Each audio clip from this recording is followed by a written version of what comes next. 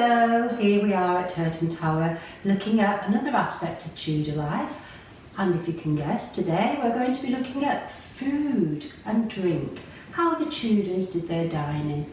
And we're here in the Tudor dining room at Turton Tower, set out as if it would have been in Tudor times, having just eaten a meal.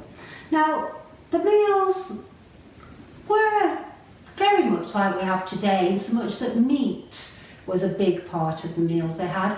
But some of the meats, like you get today and you'll find in the supermarket, your chicken, your beef, but they also had badger. Have you ever tried that? Rabbit, or even wild boar and deer. So there were meats that we wouldn't consider eating today, but the Tudors enjoyed them.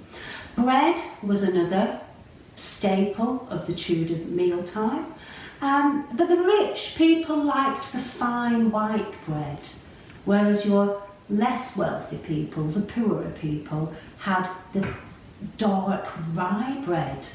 And that's funny because today, when you go in the supermarkets to buy your bread, you will find it's the dark rye bread that is more expensive than the fine white bread today. So things have changed a little bit.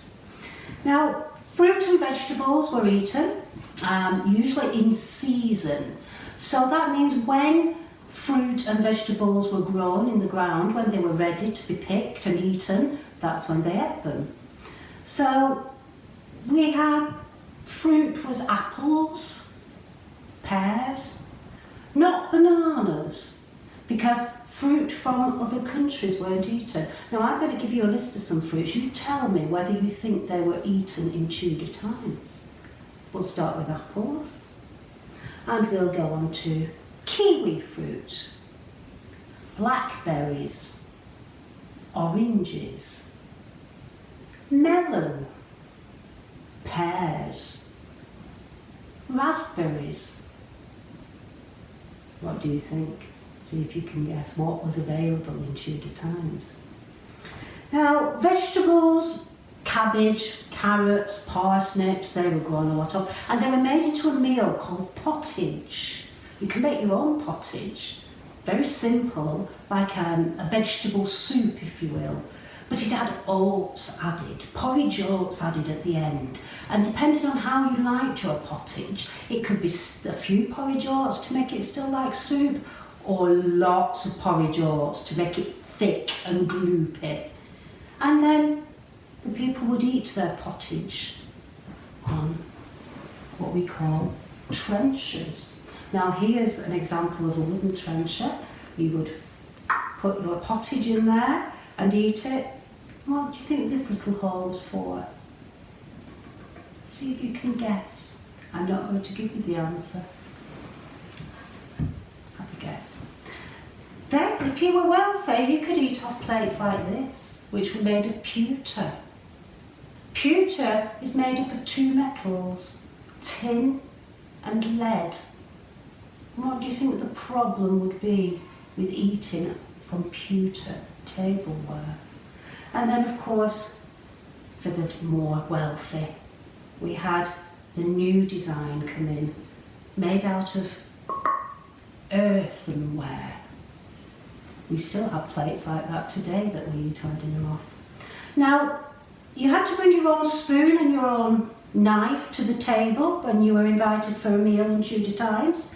Forks weren't around. They were considered something that people abroad used. They weren't for the English Tudors. So you brought your own spoon and you brought your own knife to the table. And good table manners were important.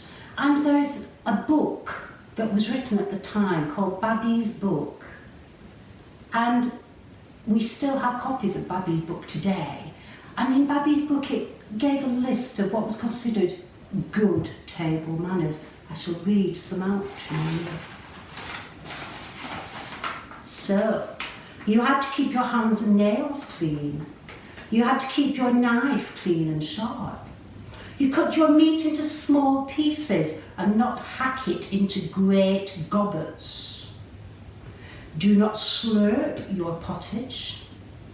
Do not leave your spoon in the communal dish when you are finished. Never put meat into the salt cellar. Do not return chewed bones to the shared central plate, and do not throw your bones on the floor. If food is dropped on the floor, pick it up, but do not eat it. Empty and wipe your mouth before drinking.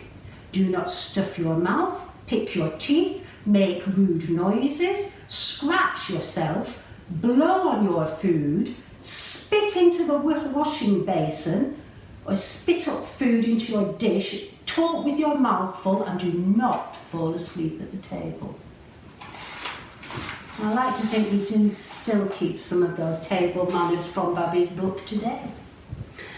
So that's it for now, just a little short glimpse as to how Tudors would have done their dining, and I'll see you next time with another aspect of Tudor life.